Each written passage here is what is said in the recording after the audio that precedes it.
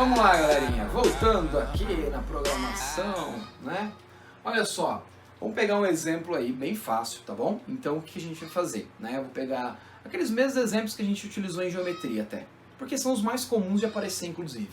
Então eu vou começar pela molécula de CO2. Bom, todo mundo sabe, né? Se você não lembra, volta aí o seu caderno um pouquinho, verifica que a molécula de CO2 é uma ligação dupla entre carbono e oxigênio, certo? Bom, então você tem uma molécula linear. O que você vai fazer agora, pessoal? Você vai identificar ligação por ligação e vai mostrar os vetores. Então olha só, vamos lá. Entre carbono e oxigênio, existe diferença de eletronegatividade? Lembrando nosso macete. Eu vou colocar esse macete no cantinho aqui, ó. Fui ontem no clube, briguei e saí correndo para o hospital. Tá? Só para lembrar, fica mais fácil. Então, entre carbono e oxigênio. Reparem que o carbono é menos eletronegativo que o oxigênio. Então, eu vou representar isso como um vetor. Vetor saindo do menos eletronegativo em direção ao mais eletronegativo. Isso vai gerar uma carga parcial negativa em cima do oxigênio e uma carga parcial positiva em cima do carbono. Vou fazer análise para a minha segunda ligação existente na molécula. De novo, carbono e oxigênio. Quem é mais eletronegativo? O oxigênio, portanto, o vetor no sentido dele. Certo? Isso vai gerar uma carga parcial negativa na região do oxigênio, porque os elétrons serão atraídos para o oxigênio, e uma carga parcial positiva no carbono, certo? O que eu faço na sequência então agora? Identifiquei meus vetores. Eu vou somar os vetores, tá bom? Então eu vou somando todos os vetores. Claro, nesse caso já dá para perceber que eu tenho um vetor em um sentido e um vetor no outro sentido oposto. O que acontece nesses casos então? Você subtrai os vetores, um cancela o outro. Tá, professor, eu vou ter diferenças de forças, vamos dizer assim, desses vetores? Existe, tá? Mas nesse caso a gente vai considerar aí, né, como se fosse o mesmo valor, porque é uma média que a gente tira. Então a média seria a molécula ser polar ou apolar, porque ela pode ser um pouquinho polar, né, muito polar, um pouquinho apolar, enfim, tá? Então existe essa consideração, tá bom? Então reparem que eu cancelo os vetores. Sobra algum vetor? Não! Não. Então você vai falar que, como não tem vetor resultante, você vai dizer que o seu momento dipolar resultante é igual a zero. A molécula, portanto, ela é apolar. Ela não tem polos. Então, ó, se eu fosse imaginar aqui a molécula de CO2, o que acontece? Os elétrons são atraídos aqui para o oxigênio. Eu vou pintar de vermelho, certo? Para aumentar a densidade de elétrons nessa região. E onde fica aí a carga positiva? No carbono. Claro, pessoal. Pô, mas eu tenho uma partezinha bem no meio ali, professor, que é positiva. Mas aqui, ó, a minha região do oxigênio, ela é grande. O que quase não deixa ter contato, né, da área externa, quando você coloca essa molécula próxima de outra, com esse carbono. Então você só tem, ó, parte negativa, parte negativa. É como se não tivesse polos, não tem parte positiva e negativa, é só uma. Então a molécula de fato ela é apolar. Eu posso olhar para ela também e ver essas densidades, tá bom? Agora vamos para um próximo exemplo. Ó, vou pegar lá de 3 nuvens. Se você voltar no seu caderninho, você vai lembrar disso daí, ó. Uma exceção à regra do octeto, BF3. Então o que a gente tem? A gente tem o boro fazendo 3 compartilhamentos, um com cada flúor. Lembrando que a geometria aqui é triangular, tá bom? Então olha só, flúor é o elemento mais eletronegativo da nossa tabela. Então, pô, nem preciso ficar aqui me matando, né? E procurar o valor de eletronegatividade do flúor, do boro, perdão. Eu já sei que todos os vetores vão em direção ao flúor aqui, ó. Então aqui vai gerar, pela diferença de eletronegatividade entre boro e flúor, gera uma carga parcial negativa no flúor carga parcial positiva no boro. Entre boro e flúor, a mesma coisa, carga parcial positiva, carga parcial negativa. Entre boro e flúor, o vetor vai no sentido do mais eletronegativo, que é o flúor. Então, negativo, positivo. Reparem que você tem 3 vetores agora. Eu vou desenhar eles separadamente aqui, certo?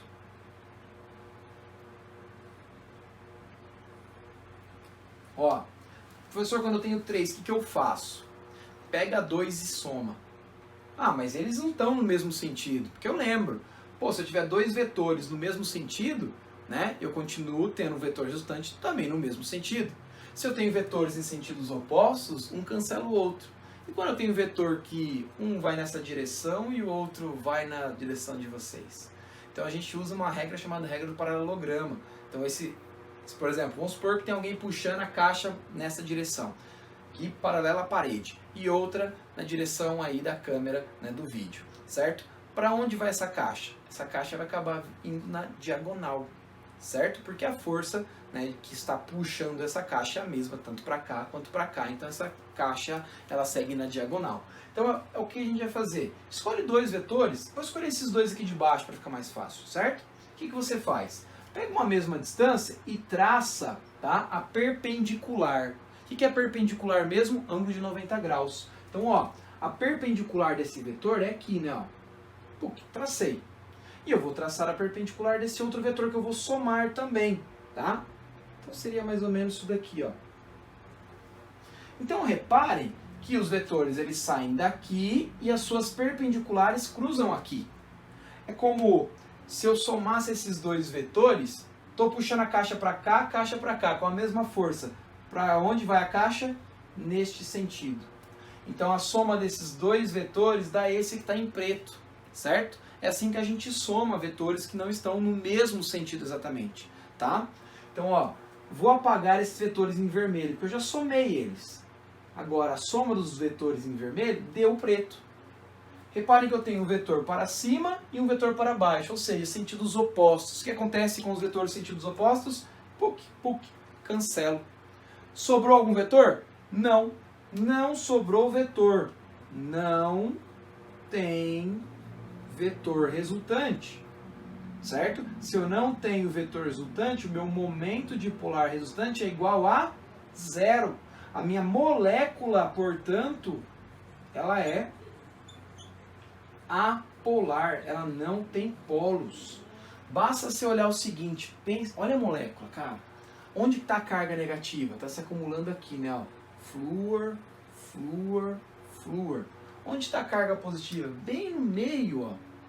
Essa parte do boro nem vai entrar em contato com outras moléculas, porque quem vai entrar em contato vai ser aqui os flúors.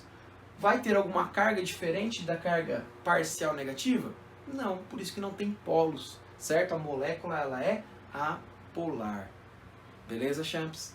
Bom, vamos para mais um exemplo aqui, não vamos parar não, certo? Vamos para outro exemplo, vou colocar aqui no cantinho. A molécula agora de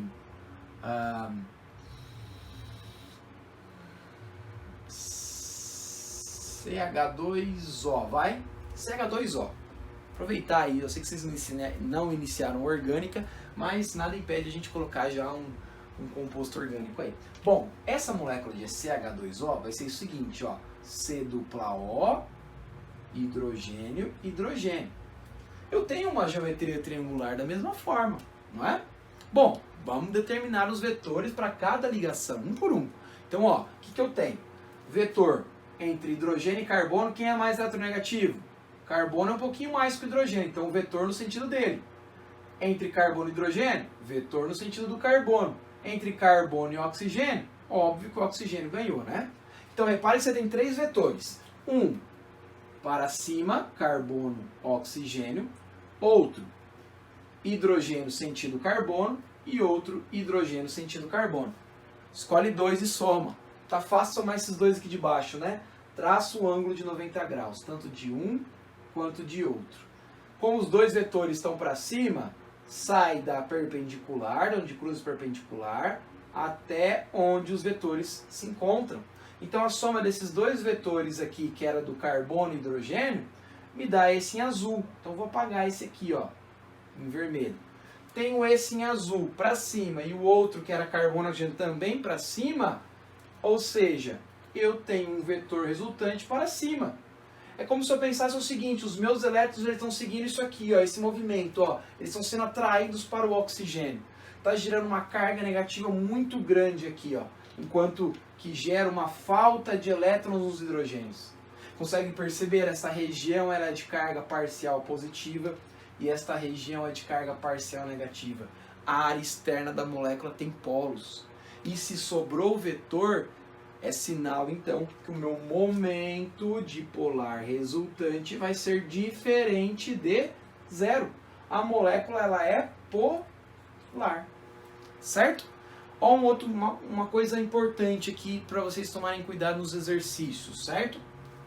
Eu tenho uma molécula apolar, porém ela é formada por ligações polares, tá? Toma cuidado com isso daí. Tem uma molécula apolar, mas formada por ligações polares. A ligação pode ser polar e a molécula apolar? Claro que pode, tá bom? Bom, vou apagar isso daqui e vou dar mais alguns exemplos para vocês. De novo, põe a musiquinha aí. Bora lá, galera, vamos continuar aqui nos exemplos. Bom, vou começar agora com quatro nuvens, tá bom? Então temos CH4, NH3 e H2O. Olha só, vamos lá. Atençãozinha, CH4, lembrando que a geometria ela é tetraédrica, então a gente tem aqui ó, hidrogênio, plano do quadro, hidrogênio, plano do quadro, hidrogênio saindo fora do plano do quadro, né? Então eu vou representar por uma cunha. E hidrogênio lá para o fundo do plano do quadro, lá atrás, ó, certo? Então consegue perceber aqui a base triangular, né, ó, ligado lá em cima. Conseguem ver um tetraedro? Sim, né? Espero que sim. Bom, o que você vai fazer na sequência? Determinar as diferenças de eletronegatividade que ocorrem entre os átomos que estão ligados entre si. Como que eu faço isso? Através dos vetores. Então, entre carbono e hidrogênio, quem é mais eletronegativo? Carbono. Então, vetor, sentido do carbono, gera uma carga parcial positiva aqui, carga parcial negativa no carbono. Entre carbono e hidrogênio, de novo, carbono, carbono e hidrogênio, carbono, carbono e hidrogênio, carbono. Reparem que na área externa é tudo positivo, né? Já dá para perceber que essa molécula ela é apolar. Mas vamos lá. Vamos desenhar os vetores. Ó, tem um vetor nesse sentido, no plano do quadro, hidrogênio sentido carbono. No plano do quadro, hidrogênio sentido carbono. Saindo para fora do plano do quadro, eu vou tentar desenhar aqui, ó, tá? De uma maneira até bonitinha. Lembra a cunha? Então, ó, tô tentando representar a cunha. Então, está saindo para fora. Indo lá para o fundo, ó. Esse eu acho que ficou um pouco pior, né? Mas vamos pensar o seguinte, soma 2 aqui.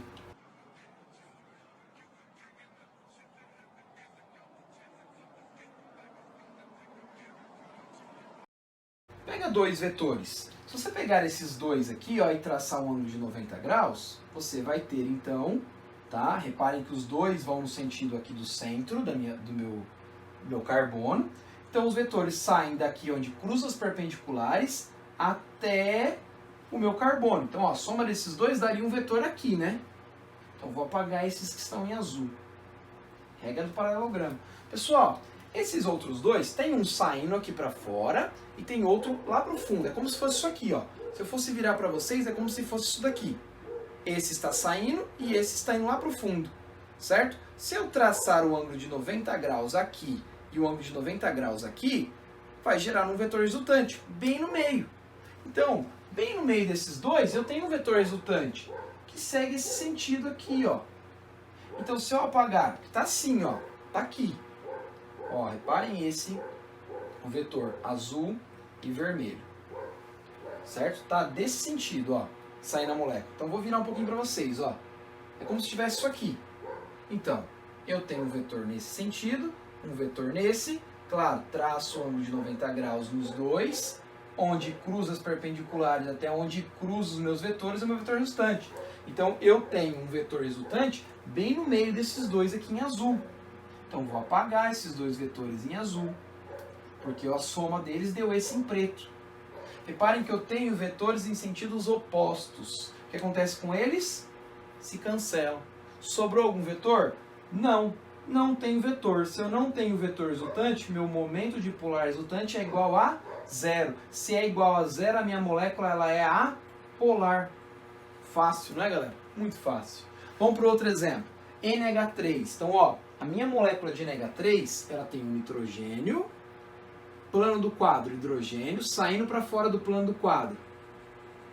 Outro hidrogênio, indo para o fundo do plano do quadro, outro hidrogênio. E aqui em cima, professor, do tetraedro, parzinho de elétron. Então, ó, reparem que os vetores vão todos no sentido do mais eletronegativo, que no caso é o nitrogênio. Pessoal, eu quero somar de 2 em 2, beleza. Pega esses dois aqui, ó. Os dois não estão nesse sentido, não estão indo no sentido do nitrogênio, eu vou ter um vetor bem no meio. Eu tenho esse em azul e tenho esse aqui, ó. De qualquer forma, está tudo subindo. O meu vetor resultante é uma soma de todos eles. Imagine 3 vetores aqui, ó. 3 vetores. Se eu somar esses dois, que estão de frente para vocês, o preto e o azul, vai dar um vetor aqui, bem no meio, certo? Somando o resultado da soma dos dois primeiros com esse, me dá um para cima também. Então eu tenho um vetor resultante. A minha molécula de ômega 3, né? Deixa eu desenhar ela aqui, ó, de novo.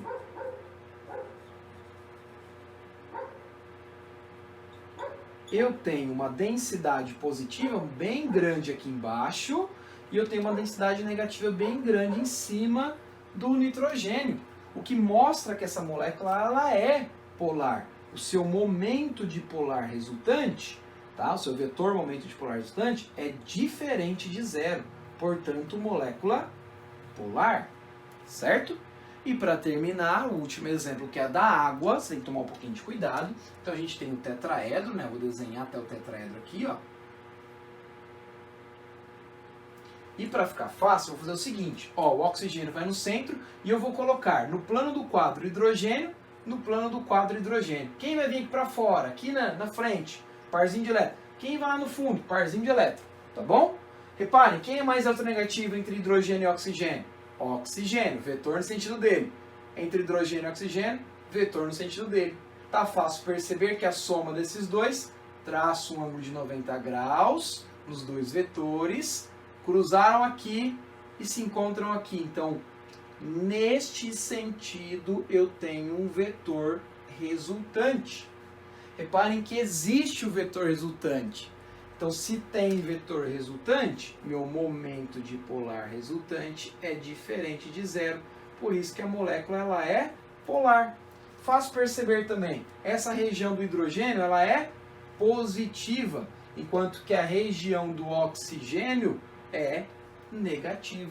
A molécula tem polos. Certo, galera? Você pode aplicar isso aí para moléculas maiores, mas isso aqui é a base e vai ser importante quando a gente chegar em orgânica também, que a gente vai analisar, né, a forma como as moléculas interagem. Até na próxima aula a gente vai relembrar esse tipo de interação, certo? Então, até a próxima aula, espero que tenha ficado claro para vocês. Abraço, galera. Até mais. Now the world